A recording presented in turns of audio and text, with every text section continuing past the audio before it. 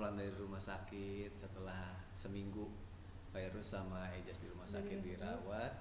Enggak, Ya kan besok kan seminggu oh jatuhnya. ya pas seminggu. Terus kita juga sama-sama nungguin di sini. Alhamdulillah hari ini juga tadi pagi sempat kakak Ejas diambil darah dulu untuk memastikan bagaimana trombositnya naik apa enggak, terus kondisinya gimana. Dan alhamdulillah ternyata hasilnya semua baik-baik aja sekarang gitu, setelah yang kemarin udah kita lewatin masa-masa yang kemarin lah sempat dia kritis juga jatuhnya.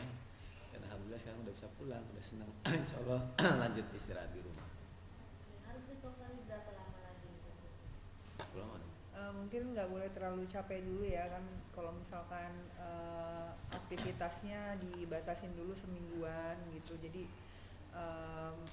aku juga kalau di rumah sih aku udah suruh bersih-bersih, terus juga udah lapor ke lingkungan sekitar juga untuk semprot DBD gitu kan, di fogging gitu. Terus juga sekolahnya juga aku udah infoin juga untuk nanti di fogging sebelum masuk, karena memang sekarang lagi musim DBD kan gitu. Jadi kakak Ejas memang kemarin kenanya lumayan serius gitu, dan itu yang membuat jadi pertimbangan aku, mungkin kalau kakak Ejas kayaknya memang liburnya nanti aku liburin agak lama dulu, biar karena sekarang kan DBD lagi marak banget, dan memang kita berdua tuh nggak boleh kena lagi dulu gitu. Jadi untuk selama biasanya itu selama 6 bulanan tuh harus bener-bener kalau bisa jangan sampai kena lagi kayak gitu. Jadi untuk kakak Ejas aku benar-benar liburin dulu ya, berdoa iya, selebihnya Allah yang menentukan kan. Kita udah ikhtiar, udah menjaga kebersihan, tapi balik lagi kalau emang Allah berkehendak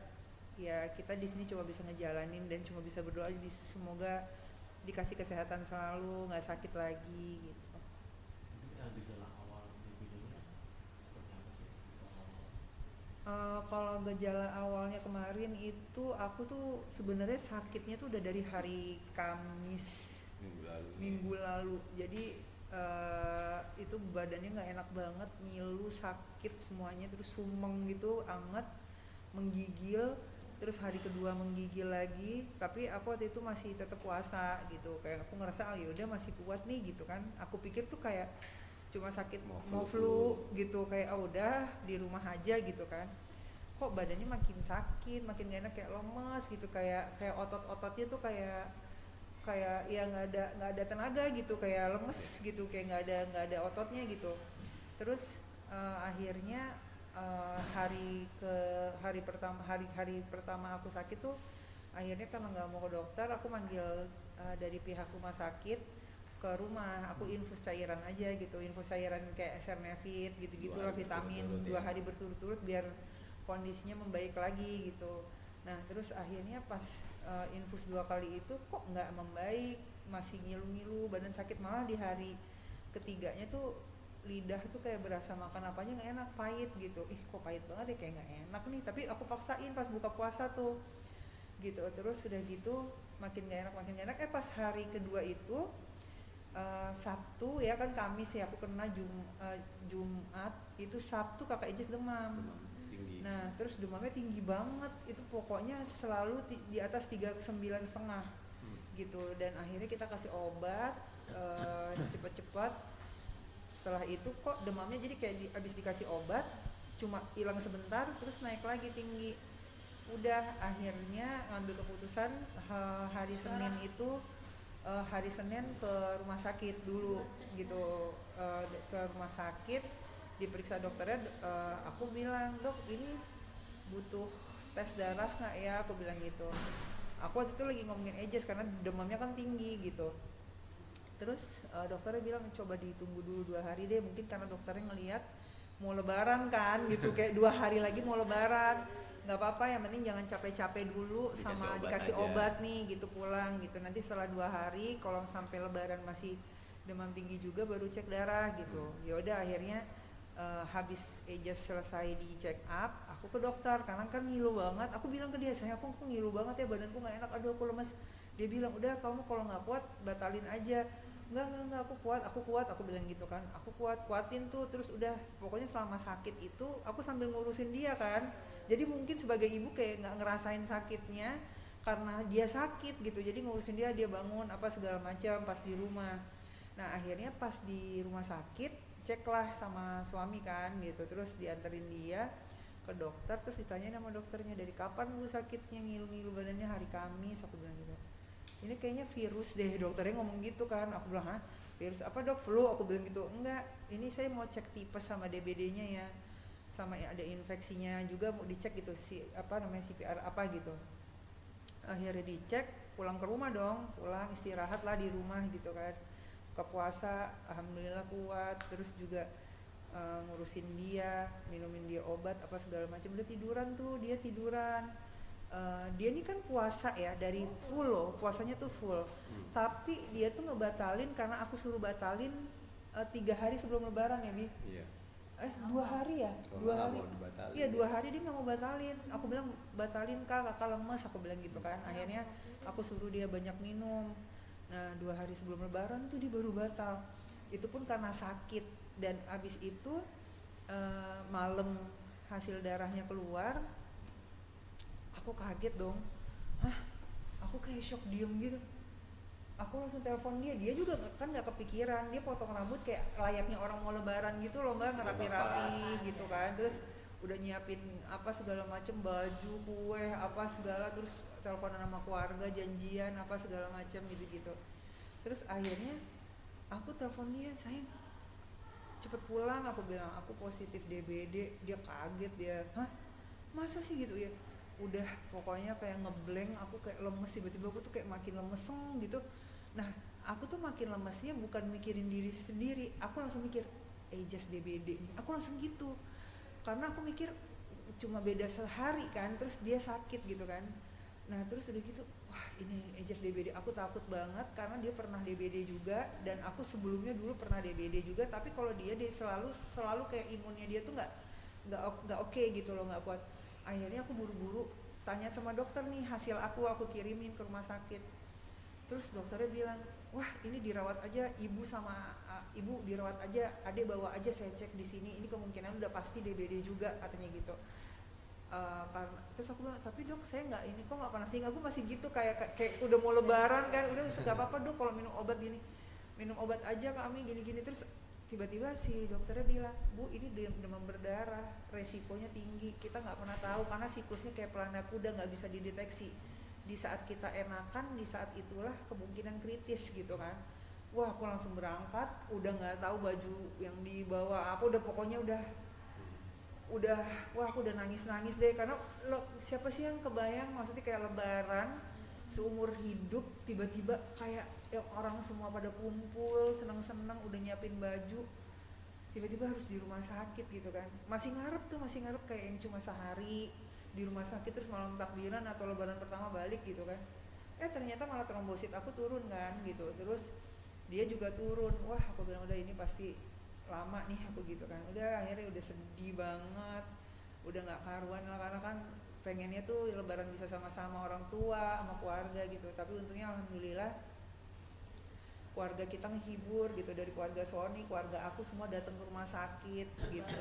Iya, terus kan kasihan Abang Fas juga kan, dia kan ibaratnya masih kecil belum ngerti, terus pas tahu lebarannya harus di rumah sakit juga dia sedih banget gitu. Maksudnya kan harusnya kumpul-kumpul keluarga, lebaranan, makan kue apa gitu-gitulah, bersenang-senang. Tapi untungnya dia ngertiin. Aku bilang bang maafin mami ya sama kakak, gara-gara mami sama kakak abang jadi lebaran di sini, aku bilang gitu. Abang nggak apa-apa kan? Terus dia ya nggak apa-apa kok mami, kan nanti kita pulang masih bisa lebaranan lagi gitu. Terus aku juga minta maaf sama Sony juga karena masalahnya aku bilang maaf ya gara-gara aku sama Ejes kamu jadi harus di rumah sakit, aku bilang. Terus yang aku bikin aku stres itu kan kemarin tuh, wah aku kalau inget tuh sedih banget gitu karena masalahnya kan dia kritis gitu kan. Terus kayak kebayang sama dia berdua tuh lagi sakit, aku nih pasang infus, kayak nggak berdaya sebagai seorang ibu gitu, nggak berdaya sebagai seorang ibu, tapi anakku juga nggak berdaya gitu. Udah aku nggak berdaya, dianya nggak berdaya gitu, sebelah ngeliat dia gitu. Terus udah akhirnya aku kayak langsung ini gimana, aku bilang gitu, detak jantungnya juga cepet banget, terus saturasinya rendah gitu, nggak normal gitu. Terus kayak sejam sekali dokter masuk ke dalam ruangan gitu kan. Jadi dari jam 12 malam sampai jam 8 pagi itu dokter setiap sejam pasti cek dia. Iya, Ya gitu. namanya kita juga orang Kondisinya awam nggak melihat bagus. kondisi, ya kalau kondisi baik-baik aja kan nggak mungkin sejam sekali kan gitu. Ini sejam sekali dicek saturasi, dicek Nafasnya cepet suhu banget. tubuhnya, terus denyut nadinya juga, karena kan ya memang katanya pembuluh darahnya cairannya lari ke paru-paru sama Sama ke perut perut. itu gitu. Jadi pas dicek paru-parunya, loh kok ini kok ada suara kayak ada sesuatu gitu di sebelah kirinya. Terus akhirnya Panasnya juga dicek, tinggi, panasnya tinggi. Terus akhirnya dicek, trombosit turun. justru pas dia lagi kritisnya itu saat demamnya itu turun kan. Kita pikir baik-baik aja, tetap nafasnya cepet banget, terus dia kayak lemes banget, terus detak jantungnya cepet. Terus setiap diperiksa sama dokter masuk ke dalam tuh bukannya baik gitu, maksudnya kondisinya tuh nggak bagus gitu. Akhirnya diceklah dia albuminnya, ternyata kena ke situ gitu, ke albumin, sampai dia harus pakai cairan yang cairan itu khusus untuk kondisi Ejas ini gitu loh, gitu. Karena dia tuh kena shock apa gitu deh, pokoknya DBD-nya tuh udah kena dengue shock apa sindrom apa gitu. Terus itu aku udah nggak karuan banget. Di situ aku cuma bisa doa sama Allah deh, ya Allah sembuhin gitu. Aku tahu ini ujian yang aku terima gitu, aku terima, aku ikhlas gitu, aku ini nikmat yang Allah kasih gitu. Tapi aku kan sebagai seorang ibu, aku cuma pengen, aku udah nggak mikirin diri aku sendiri gitu, aku pikirin gimana caranya supaya dia sembuh gitu. Ya Allah sembuhin gitu, jangan sampai ada apa-apa, jangan sampai harus masuk kemana gitu kan. Aku takut sampai masuk ke ruangan khusus gitu-gitu segala macam, aku tuh kayak udah takut banget. Terus dokternya juga baik banget, itu aku inget banget, aku sampai WA, aku panik kan. Terus langsung dokternya itu datang lagi malam itu dengan pakai baju biasa, pakai celana pendek. Dokternya datang lagi, dokternya dia masuk ke dalam ruangan, ngecek dia lagi, terus benar-benar dipantau per Livernya sejam sempat sekali. bengkak ya, Jess, ya? Liver juga sempat bengkak, benar-benar kacau banget lah aku gitu. Aku sebagai ibu kayak nggak berdaya, terus ngeliat anak begitu gitu kan, wah aku tuh udah nggak karuan gitu. Terus untungnya kan ada Sony yang istilahnya bisa gantiin posisi aku kan gitu. Dan itu tuh Sony benar-benar nggak tidur sama sekali gitu. Aku ngeliat banget dia sampai sempat nggak enak badan juga, harus nganterin anaknya per berapa lama sekali karena ada disuntik, ada salah satu suntikan yang membuat dia harus kencing terus gitu. Nah akhirnya itu bolak-balik, bener-bener nggak tidur gitu. Aku pun kaget-kagetan gitu, kayak sebentar kaget, gimana Ejas, aku tuh udah kayak gitu. Dan alhamdulillahnya Allah kasih proses masanya itu tuh lewat gitu. Aku bener-bener kayak ngerasa bersyukur banget pas tadi ngelihat dia hari ini tuh. Hasil tes darahnya Hasil tes darahnya tuh trombosit udah naik jauh. Aku tuh happy banget, aku tuh kayak bahagia banget gitu. Aku kan ngeliat, ya. aku kan dilepas infus aja tuh aku kayak ya happy gitu. Aku kayak ya udah biasa aja, tapi pas ngeliat dia yang dilepas infus tuh hati aku tuh kayak ya Allah bahagia banget gitu, kayak seneng banget ngeliat ini. Aku sisirin, aku mandiin, aku rapihin, aku pakein baju, aku bagiin bantu tuh, kayak aku sampai bilang sama dia, udah aku kayak jagain dia sendiri lah gitu. Ya maksudnya kalau seandainya susternya udah lama 4 tahun kan lagi pulang kampung kan, udah 4 tahun kerja sama kita, tapi ya alhamdulillahnya maksudnya aku tuh pengen semuanya tuh selama ini tuh dia ngebantu gitu. Aku ngurusin, aku kan tumbuh kembangan anak tiga-tiganya, walaupun aku ada pengasuh nggak pernah aku tinggal full kayak stay lama kemana tuh nggak pernah gitu. Jadi aku selalu tahu perkembangannya mereka gitu. Ini walaupun udah dibolehkan pulang, dokter tetap menganjurkan untuk kontrol rutin nggak sih? Kalau untuk aku sama Ejas kebetulan kontrolnya sama. Hari minggu depan untuk kontrol lagi, ngecek kondisi gitu, sama Ejas juga gitu. Paling kalau untuk Ejas aku udah bilang sama suami aku kayak pengennya dia jangan sekolah dulu deh sayang, aku bilang gitu pokoknya, karena kondisinya dia tuh kemarin yang bukan sepele gitu kan. Kalau aku tuh kan kayak cepet banget bangkitnya. Aku ngerasa ya Allah baik banget sih sama aku gitu. Aku nggak dikasih drop banget karena aku harus ngurusin dia. Jadi sekarang Ejas udah bawa dan ceria tuh kayak senang Happy banget. banget gitu, kayak apa aja yang dia minta tuh kayak ya udah yang penting mau makan, karena Udah mau kemarin kan makan, nggak mau iya. makan, Nggak mau minum makan, aja nggak mau susah Dia gitu. minta apa kak? Azannya?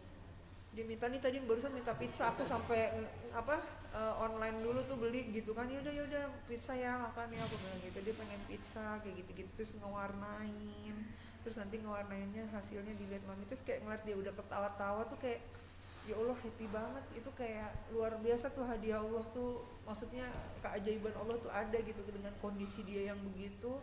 Dengar cerita macam-macam, ada orang yang sampai masuk ICU lah apa segala, aku udah yang aduh udah lemes banget deh. Pas kita ngerasain sendiri, terus pengalaman pertama banget ngeliat anak kayak gitu udah pasti panik, takut semua jadi satu banget nih malam ini. Nah, kalau cairannya itu sekarang gimana Kak? Kemarin sudah diperiksa, udah sempat USG perut karena kan sempat bengkak juga tuh perutnya kan. Ternyata cairannya tuh masuk ke paru-paru sama perut, dan setelah pas dikasih obat supaya cairannya diresap itu, alhamdulillahnya yang di paru sama perut udah membaik, jadi berkurang dia cairannya.